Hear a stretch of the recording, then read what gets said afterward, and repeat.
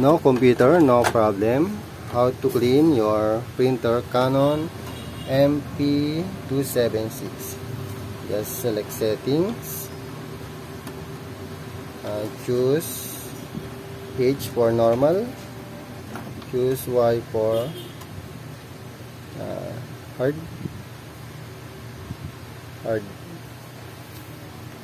cleaning.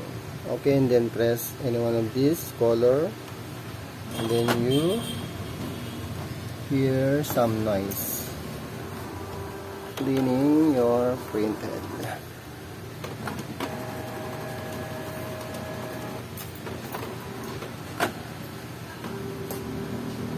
Okay, wait for in a minute.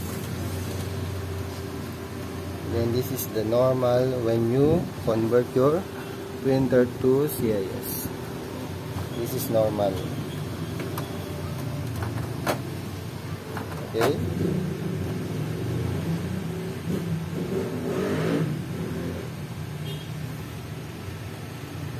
Settings, then Y. Okay.